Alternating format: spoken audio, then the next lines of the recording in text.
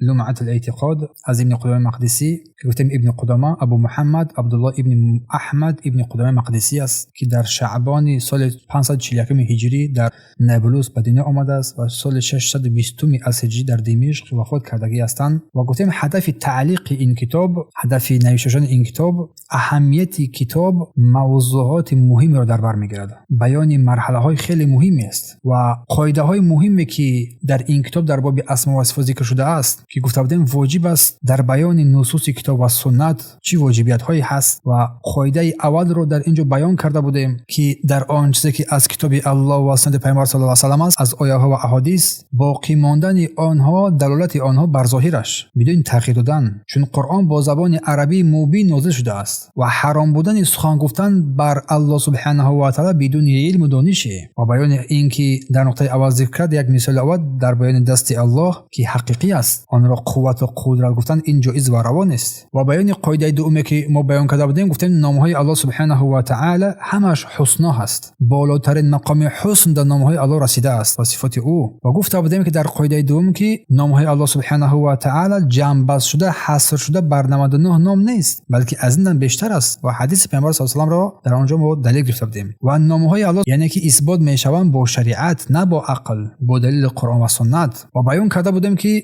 دلالت اسم نام الله سبحانه و تعالی بر ذاتش و بر صفتش دلالت میکند. و همچنین در قاعده سوم در باب صفات الله سبحانه و تعالی گفتیم همه صفات الله سبحانه و تعالی عالی هستند، بر کمال مدح رسیده شده هستند و تمام صفات الله سبحانه و تعالی با تمام کمال رسیدگی هستند، کمال مدح رسیده هستند و ممتنع است، ناممکن است در صفات الله سبحانه و تعالی صفات نقص مثل مرگ و جهل و صفات هایی که از الله هست قسم دیگری از صفات های کمال از جهت صفات های کمال میشوند و مثل مکر و کید در مقابل مکاران. و گفته بودیم که تقسیم صفات الله سبحانه و تعالی با ثبوتی و سلبی است. صفات الله با دو قسم تقسیم میشه، ثبوتی و سلبی. ثبوتی ثابت شده که الله برای نفس خود ثابت کرده است مثل حیات و علم، اما سلبی که الله از خود آن را نفی کرده است مثل ظلم. اما ظلم را از الله ما نفی کرده ایم، ضد آن را اثبات ضد آن را باید داشته باشیم که عدالت کامل در او سبحانه و تعالی است. و صفات های ثبوتی را گفتیم که ذاتی و فعلی میشوند. همین صفات ثبوتی الله ذاتی و فعلی میشوند. صفات ذاتی الله سبحانه و تعالی وصف میشود، الله سبحانه و تعالی بر او وصف میشود مثل سمع، شنوایی، بصر، بینایی. صفات فعلی الله سبحانه و تعالی که با مشیت الله متعلق است، استوای الله و آمدن الله.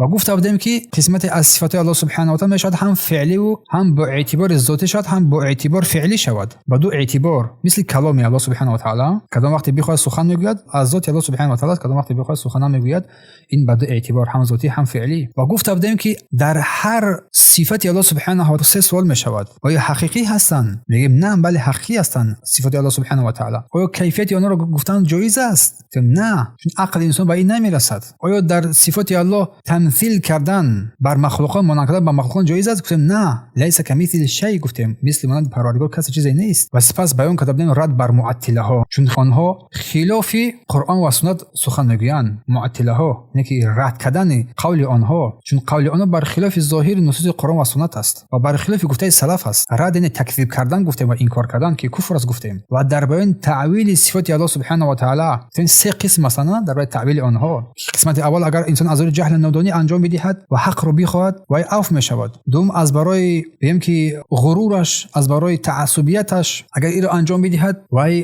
فاسق است. اما اگر آن تعویلی که انجام میدهد تعویلش یک پهلوی در زبان عربی داشته باشد فاسق است. اما قسمت دوم اگر که یگان پهلوی نداشته باشد این کفر است. سپس مشبهه ها گفتیم تشبیه میکنن الله سبحانه و تعالی را، این کفر است. و تمثیل ممثله ها گفتیم اثبات مانند الله سبحانه و تعالی کردن کسی چیزی رو بر او سبحانه و تعالی، اینم کفر است گفته بودیم. همه این در درس‌های گذشته بود بیان کرده بودیم. اما امروز باشد از این درس مبارک صفات هایی که مؤلف یعنی ابن قدامه مقدسی رحمه الله تعالی بر الله سبحانه و تعالی اثبات کردگی هستند، صفات هایی که بر الله سبحانه و تعالی اثبات کردگی هستند در این کتاب جمع آوری شدگی هستند. در این مورد با همراهی شما صحبت میکنیم. اما در دست گذاشته ما همچنین در سخن ادرمی با اهل بدعت هم ابو داود یکی از نزدیکترین خلیفه بود سخن کرده بودیم.